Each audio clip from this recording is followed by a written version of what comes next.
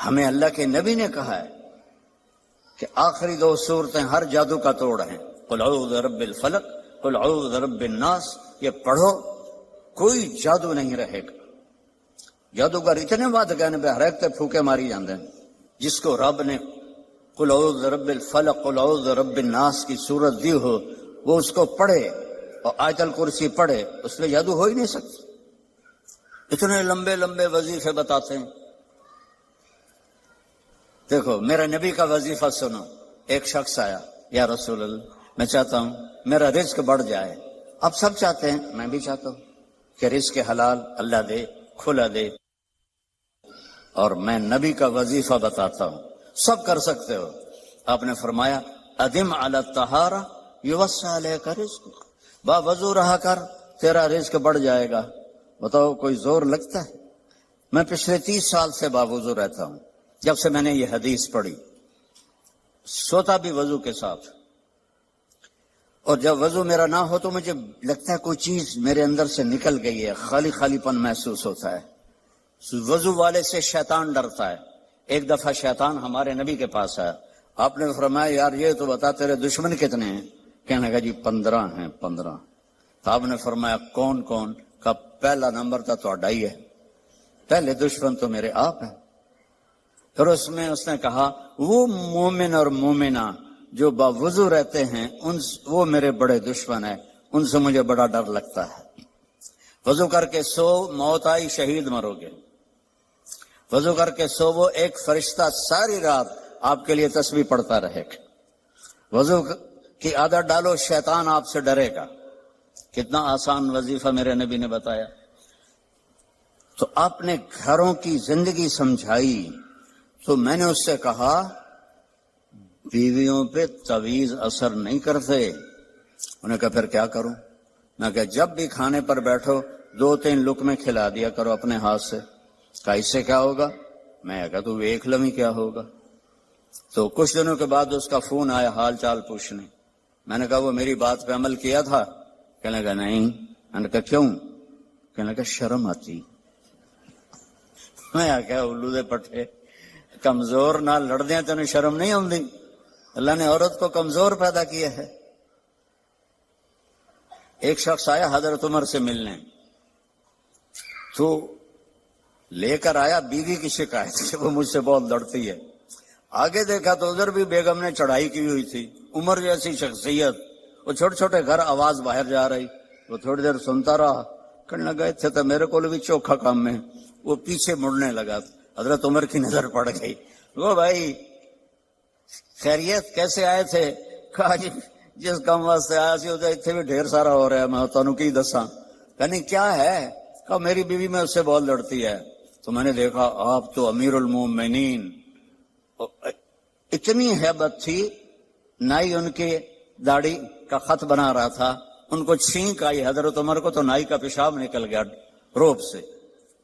تو وہ کہنے لگے آپ تو اتنے روب والے آدمی ہیں، اور وہ بیوی آپ کو کیا سنا رہی تھی؟ کہ دیکھو میرے پیارے، اس نے میرے بچوں کو پیٹ میں پالا، 9 مہینے اس کی تکلیف اٹھائی، اور ایک نہیں جتنے بچے پیدا ہوئے، یہ تکلیف جو عورت پہ گزرتی ہے وہ ہم تو نہیں جان سکتے۔ پھر اس نے ان کو دودھ پلایا، پھر وہ میرے کپڑے دھوتی ہے، پھر وہ میرے لیے کھانا بناتی ہے، پھر وہ میرے گھر کو صاف ستھرا رکھتی ہے۔ تو اگر تھوڑا بہت وہ بول پڑے تو یہ تو بہت چھوٹی چیز ہے جو اس کا میرے اوپر احسان ہے۔ میں نے کہا جا، کھانے کا وقت تھا دوپہر کا، اس کو لقمہ کھلا پھر مجھے بتا۔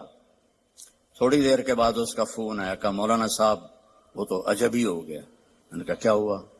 کہا میں نے اس کے منہ میں لقمہ ڈالا تو اس کا منہ ایسے کھلا رہے گا اور کہنے لگی کس نے پٹی پڑھائی ہے تمہیں؟ تو خود تو نہیں کر سکتا۔ کہنے لگا مجھے مولوی طارق جمیل نے یہ پٹی پڑھائی۔ تو اس نے ایسے جھولی اٹھائی اور انہوں نے کہا اللہ مولوی طارق جمیل کو اور اس کے بچوں کو زندگی دے جس نے تمہیں انسان بنا دیا۔ اچھا، ہمارے راجپوتوں کی ایک شاخ ہے رنگڑ، یہ بہت ہی کڑوے ہوتے ہیں، جیسے کریلا نہیں کڑوا ہوتا، ایسے وہ بائی نیچر کڑوے ہوتے ہیں. تو ایک ہمارے دو جماعت میں میرے ساتھ وقت لگاتے رہے مسلسل. اچھا میں یہ گھر کی زندگی بتاتا ہوں، عام طور پر علماء نہیں بتاتے، صرف عبادت پہ اٹک جاتے ہیں. تو میں نے ایک دن ان کو فون کیا، آگے ان کی بیگم نے اٹھایا. کون بول رہا ہے؟ رنگڑی میں. میں نے کہا طارق جمیل بول رہا ہوں. اچھا. میں نے کہا صدیق بھائی کدھر ہیں؟ باہر گیا ہے. میں نے کہا بتا دینا اس کو میں نے فون کیا تھا. کچھ عرصے بعد اس کا فون آ گیا صدیق بھائی کا، اور ہنستا جا رہا. میں نے کہا کیا ہوا بھائی صدیق؟ کب میں گھر آیا تو میری بیگم نے کہا کہ وہ تھارے مولوی کا فون آیا تھا. میں نے کہا کون سا؟ کب ہوئی جس نے تمہیں رنگڑ سے انسان بنا دیا. کہنے لگے میں نے کہا اللہ کی بندی میں پہلے انسان نہیں تھا. کہا نہیں. تو کیسے؟ کہتا ہے بتا ہماری شادی کو کتنے سال ہوئے؟ میں نے کہا 27 سال. کہا 27 سال میں کبھی مسکرا کے بولا ہے میرے ساتھ؟ تو کہنے لگا میں سر کو جانے لگا کہ واقعی میں تو کبھی بھی اس کے ساتھ ہنس کے نہیں بولا تھا. میں نے جب 1999 میں شروع کیا حسنین کو تو میرے سامنے 3 چیزیں تھیں. ایک ان کا علمی رسوخ ہو جس کے لیے عربی کا سمجھنا بہت ضروری ہے. تو عربیت ایک چابی ہے، دینے والا تو اللہ ہے. دوسری میری تمنا تھی کہ ان کے اخلاق اچھے ہوں. آپ سے پہلے جتنے بچے یہاں سے نکلے ان سب کی میں نے تعریف سنی لوگوں سے. اور ایک چیز جو میں اضافی طور پر اس کی زبردستی پابندی کرواتا رہا کہ صاف ستھرے رہو، خوش لباس رہو. تو مجھے یہ ساری چیزیں وصول ہوئیں کہ یہ آپ کے بچے دور سے پہچانے جاتے ہیں. میں نے کہا کیسے؟ کہ دور سے تو پہچانے جاتے ہیں اپنے لباس سے کہ یہ ضرور حسنین کا فارغ ہے، اور پھر پہچانے جاتے ہیں ان سے جب ہماری گفتگو ہوتی ہے تو ان کے اخلاق سے. ان کے اخلاق اتنے اچھے ہوتے ہیں، ان کا ظاہری لباس اتنا اچھا ہوتا ہے کہ ہم اسی وقت کہہ دیتے ہیں کہ حسنین کے.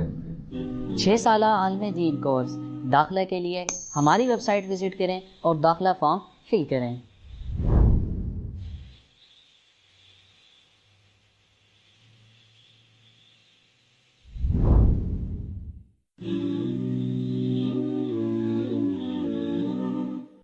ایک بدو کہنے لگا یا رسول اللہ قیامت کے دن حساب کون لے گا؟ آپ نے کہا اللہ. واہ واہ، موجاں ہی موجاں، بخن بخن کا جو میں ترجمہ کرتا ہوں موجاں ہی موجاں یا رسول اللہ. آپ نے کہا ما یحملک علی قولک بخن بخن، تو کیڑی گل تو آکھ رہے ہیں موجاں ہی موجاں؟ کہ یا رسول اللہ ان الکریم اذا قدر عفا، کریم تے سخی بادشاہ نب تے بھی چھوڑ دیندا ہے. کریم ذات نب تے بھی چھوڑ دے کی پتہ. تو معاملہ اللہ سے بہت آسان ہے. پچھلے پہ توبہ کے 2 بول اور آئندہ فرائض کو پورا کریں، حرام سے بچیں. پھر اس میں کوئی گڑبڑ ہو جائے پھر معافی مانگ لیں، پھر معاف کر لیں. میرے نبی کا فرمان ہے دن میں 70 دفعہ توبہ کر کے توبہ توڑ کے پھر توبہ کر لے تو اللہ دوستی باقی رکھتا ہے. ہم تو اولاد کو دھکے دے کے نکال دیں گے. تم نے توبہ کو تم نے مذاق بنایا اپنے باپ کا. اور میرا نبی کہہ رہا اللہ کی بارگاہ میں 70 کا مطلب ہوتا ہے بے شمار. یہ 70 نہیں ہوتا. 70 کا مطلب عربی میں ہوتا ہے بے شمار. اللہ جب جاؤ گے اللہ کہے گا جاؤ معاف کرو. جتنی دفعہ جاؤ گے اللہ کہے گا جاؤ معاف کرو. کوئی ناراض ہو جائے اس کو منانے جاؤ تو آگے بڑھ کے دروازہ کھولے گا یا کہے گا ایسے کہو دفعہ ہو جائے میں نے ملنا ہی نہیں. اور میرا اللہ کہتا من تقرب الی تلقیتہ من بعید، جو مجھے راضی کرنے کے لیے آتا ہے، گناہوں پہ پشیمان ہو کے آتا ہے میری بارگاہ میں آگے بڑھ کے اس کا استقبال کرتا ہوں. جو ہے ہی بے نیاز، انتم الفقراء واللہ هو الغنی، وہ کہتا میں آگے بڑھ کے استقبال کرتا ہوں. اللہ اکبر. تو فرائض پورے کر کے 4 کام کر لو. صدق و حدیث، ہمیشہ سچ بولو، جھوٹ نہ بولو، حفظ و امانت، کسی کو دھوکہ نہ دو، دیانتداری سے کام کرو۔ ہمارے ہر شعبے میں خیانت گھس گئی ہے، وڑنے گئی، گھس گئی، 2 نمبری خیانت، 2 نمبری خیانت، سچ بولو نمبر 1، دیانتداری نمبر 2، تیسرا اخلاق اچھے کرو، کسی کو تکلیف نہ دو، چوتھا رزق حلال کماؤ، جنت سیدھی ہے۔ اس میں ہو جائے کوئی گڑبڑ تو توبہ کر دو، کوئی معاف کر دو۔ وہ نہیں سنا جس نے 99 قتل کیے، 99، سب سے بھاری سزا 2 آدمیوں کی ہے اہل ایمان میں، ایک قتل ناحق کرنے والا، ایک سود کھانے والا، دینے والا نہیں، کھانے والا، سود کھانے والا سب سے خوفناک سزا ہے، قتل ناحق سب سے خوفناک سزا ہے۔ اس 99 مار چھڑے، پھر اسے خیال ہے توبہ کرا، وہ کسی صوفی صاحب کو ٹر گئے، صوفی صاحب میں 99 بندے مار بیٹھا، میری توبہ ہے۔ اس کا توبہ توبہ تیری توبہ کیوں ہو سکتی؟ اس کا کہ 99 بھیڑا جا لگتا 100 تا کرن، چل وہ بھی لا چھڑ دی، 100 پورے کر لیے، پھر اس کو خیال ہے میں توبہ کروں۔ تو مفتی احمد علی صاحب جیسے مفتی کے پاس گیا کہ حضور میں 100 بندے مار چکا ہوں، میری توبہ ہے۔ تو توبہ کون روک سکتا ہے بے وقوف؟ ہر وقت توبہ قبول ہے، لیکن توبہ کی ایک شرط ہے کہ پکی ہو۔ تو یہ جو تیری بستی ہے نا، یہ ساری ہے مجرموں کی، تو یہاں رہے گا تو پکا نہیں رہے گا، وہ اگلی بستی نیک لوگوں کی ہے، ادھر چلا جا، تیری توبہ پکی ہوگی، تیرا گناہ بھی معاف ہو جائے گا۔ اس نے کہا میں نے اللہ معاف کر دے، میں اپنا گھر چھوڑ دینا۔ اس نے اپنا چھوٹا موٹا بوریا بستر اٹھایا اور اس گاؤں کی طرف چل دیا۔ ابھی تھوڑا ہی دور گیا تھا تو اچانک موت کا جھٹکا لگا، اس نے دیکھا کہ کم نیڑے، تو اس نے اسے چھلانگ لگائی، تو اس کے ہاتھ آگے ایسے تھے اور پاؤں پیچھے تھے، اس حال میں اس کی موت آئی۔ اللہ نے ہمیں سنانے دکھانے کے لیے اللہ نے کیا کہانی چلائی، اللہ نے دونوں فرشتے بھیج دیے، دوزخ کا بھی جنت کا بھی۔ تو دوزخ والے کہنے لگے ساڈا قیدی ہے، مجرم ہے، حالی اتنے پہنچے ہی نہیں نیکاں دے کول۔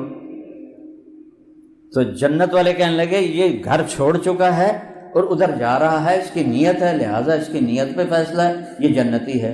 اب دونوں فرشتوں میں تکرار ہو رہی، تو اللہ نے تیسرا فرشتہ بھیجا، جاؤ فیصلہ کرو۔ انہیں پوچھا جی کیا فیصلہ کرو؟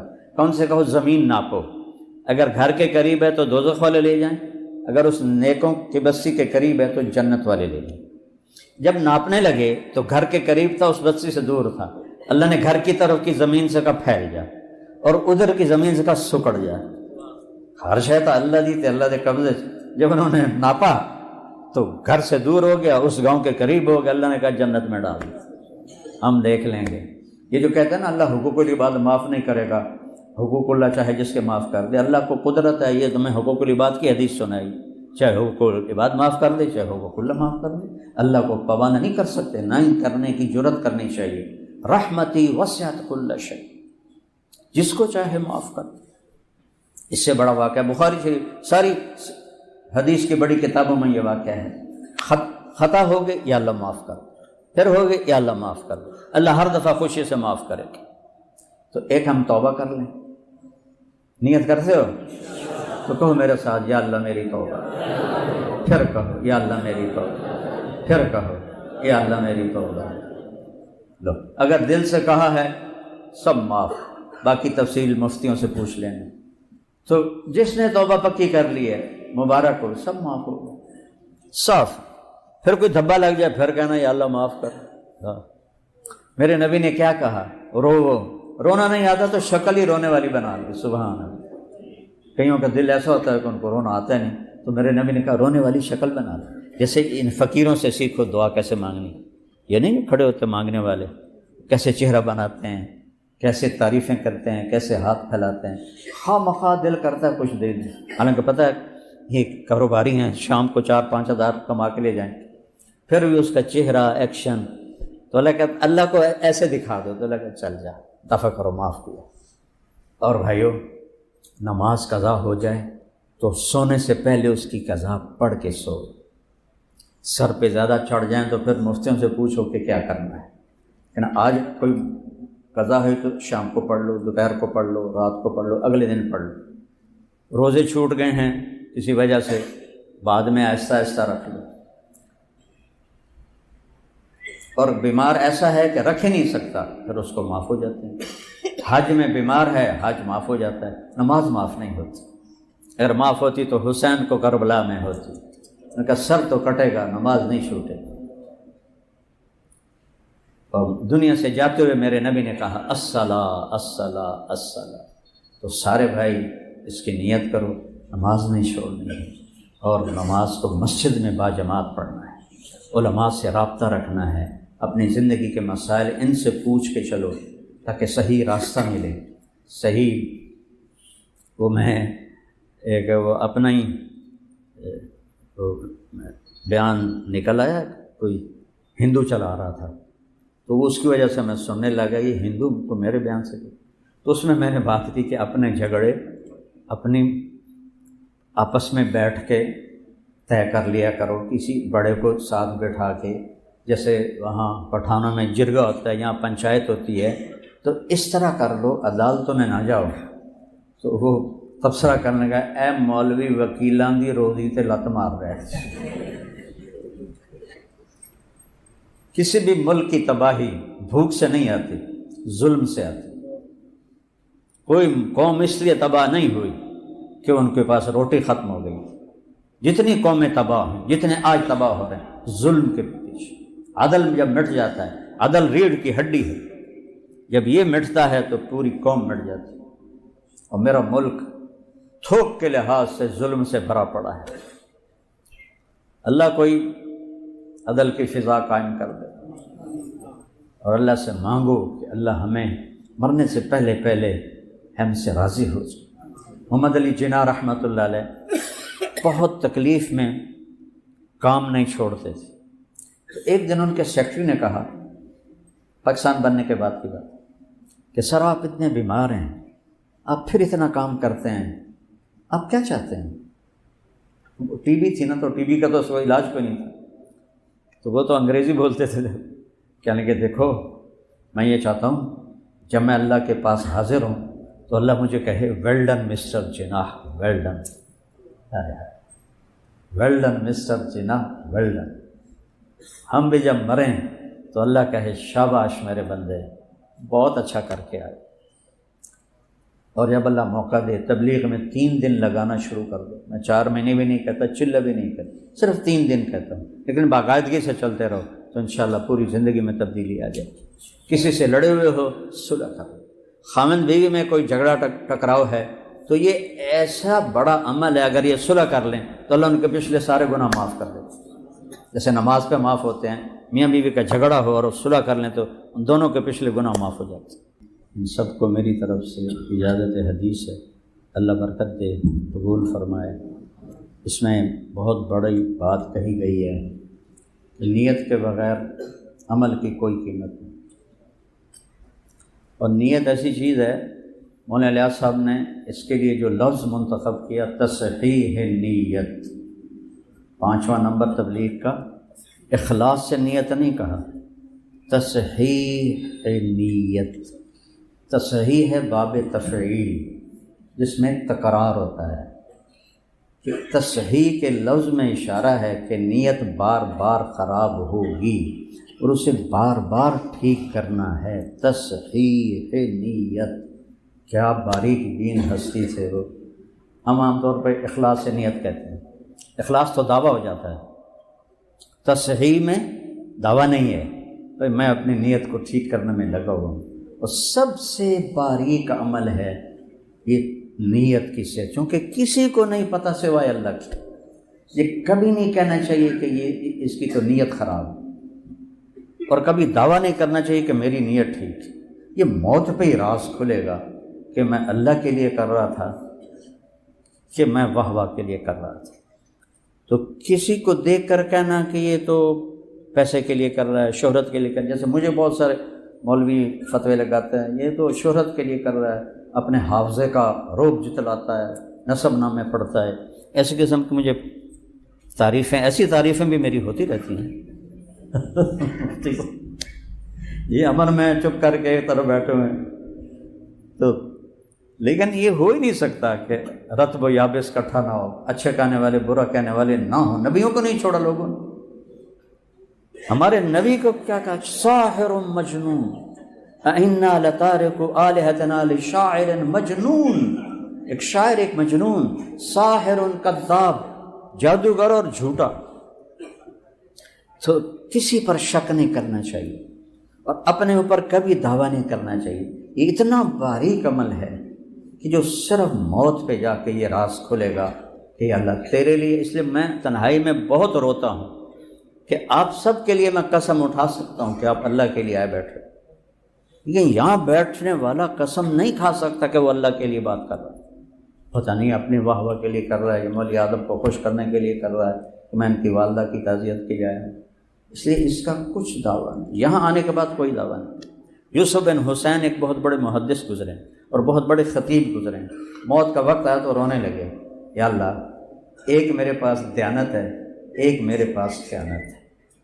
دیانت تو یہ ہے جو میرے اور تیرے بندوں کے درمیان ہے کہ میں نے انہیں تیرا پیغام صحیح صحیح سنایا ہے، اس میں کوئی کھوٹ نہیں، اور ایک میری خیانت ہے جو میرے اور تیرے درمیان ہے کہ میں تیرے حق میں خیانت کرتا رہا ہوں، میری دیانت کے بدلے میری خیانت کو معاف کر دے۔ اور روتے ہوئے انتقال ہو گیا۔ خواب میں اپنے ایک ساتھی کو ملے، انہوں نے پوچھا کیا ہوا؟ کہ اللہ نے مجھے کھڑا کیا اور پوچھا یوسف موت کے وقت کیا کہا تھا تم نے؟ تو انہوں نے کہا یا اللہ میں نے یہ کہا تھا، ایک دیانت ہے کہ لوگوں کو تیرا پیغام صحیح پہنچائے، ایک خیانت ہے کہ تیرے ساتھ معاملہ ٹھیک نہیں رکھا۔ کہا یوسف تیرا یہ ایک بول مجھے اتنا پسند آیا کہ چل جنت میں چلا گیا۔ نہ ان کی حدیث کا ذکر کیا، نہ ان کی تصوف کا ذکر کیا، نہ ان کے مواعظ کا، نہ تیرا یہ بول مجھے پسند آ گیا تو میں نے تجھے معاف کیا۔ تو یہ جڑ ہے، یہ نیت نوا سے ہے۔ نوا گٹھلی کو کہتے ہیں، گٹھلی کے بغیر درخت وجود میں نہیں آتا۔ یہ حنفیوں نے تھوڑی سی وہ نکالی شک کہ بھائی چلو اجر نہیں ملتا پر عمل ہو جاتا ہے، لیکن میں امام شافعی کے ساتھ عمل بھی نہیں ہوتا، اجر بھی نہیں ہوتا۔ اب میں ذمہ دار ہوں، گٹھلی کے بغیر درخت اگا سکتا ہوں؟ آموں کے باغ ہیں تو پھو کر کے آم کا بوٹا کٹ سکنا، گٹھلی کے بغیر تو درخت نہیں ہوتا۔ نوا کا مادہ، نیت کا مادہ نوا سے ہے، نوا گٹھلی کو کہتے ہیں۔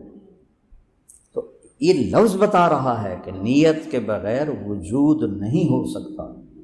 باقی اللہ کرے حناف کی بات صحیح ہو کہ کم از کم حاضری تو ہو جائے، لہذا میں ان کے ساتھ ہوں، عقلاً میں امام شافعی کے ساتھ، عقیدتاً ان کے ساتھ۔ تو اپنی نیت کو تصحیح ہر وقت ٹھیک کرنا، ہر وقت ٹھیک کرنا۔ ایک لمحے میں تو ہاتھوں سے نکل جاتی، ایک لمحے میں، تو لہذا ہر وقت تصحیح تصحیح تصحیح تصحیح، یہاں تک کہ موت آئے اور ہم اپنی نیت ٹھیک کرتے کرتے اللہ کے پاس چلے جائیں۔